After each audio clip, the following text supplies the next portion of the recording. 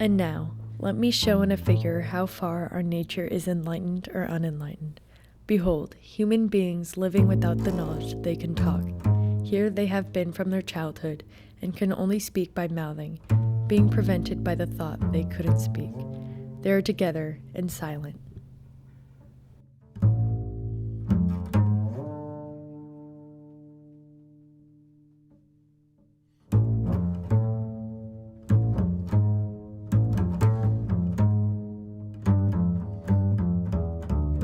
People are passing along, carrying all sorts of vessels and cups and glasses and various items.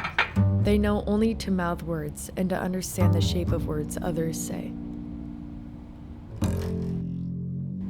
And of the objects which are being carried, they would only know the shape of the words which they are called.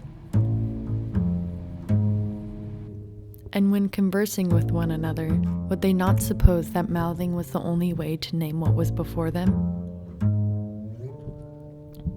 To them, the truth would be literally nothing but the shapes of words. And now look again and see what will naturally follow if the people are shown how to speak with sound.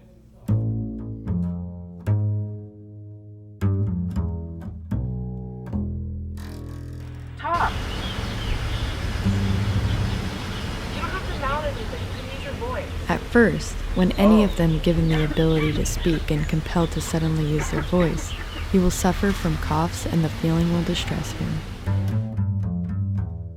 Conceive someone saying to him that what he saw before was only part of reality, but that now, when he is approaching nearer to being aware and his ears are turned towards more complete communication, he has a deeper understanding. What will be his reply? And you may further imagine that when seeing objects as they pass and watching them be spoken aloud, will he not be perplexed? Will he not fancy that the mouthings of words which he formerly spoke are truer than the sounds which he now uses? I don't know why nobody told you, but you can talk. All of you can talk. And if he is compelled to hear long strings of words, will he not have a pain in his ears which will make him turn away and take in the words which he can hear, and which he will conceive to be in reality clearer than the things which are now being shown to him? He will require to grow accustomed to the sounds of words, and first he will hear words best, next sentences, and then conversations. Then he will hear music and speeches and all sorts of noise. Last of all, he will be able to understand language, and not mere outlines of it in the mouthings of words, but he will hear it completely, and he himself will speak. And when he remembered his old ways and the limited wisdom of his friends, do you not suppose that he would congratulate himself on the change and pity them? Imagine once more, such as one coming suddenly out of the world of sound to be replaced in his old situation. Would he not be certain to have his ears expecting to hear? Guys, we can talk. Men would say of him that up he went and down he came without his brain, and that it was better not even to think of speaking. And if there were a contest and he had to compete in reading lips with the people who had never learned to speak, would he not be ridiculous? Come on, guys, try it.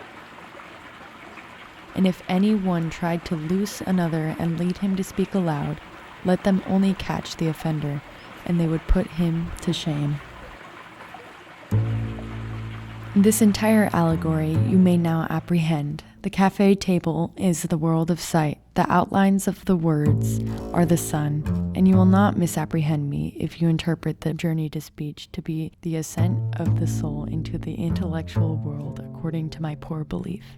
Whether true or false, my opinion is that in the world of knowledge, the idea of good appears last of all, and is seen only with an effort, and, when seen, is also inferred to be the universal author of all things beautiful and right, parent of light in this visible world, and the immediate source of reason and truth in the intellectual, and that this is the power upon which he who would act rationally, either in public or private life, must have his eye fixed.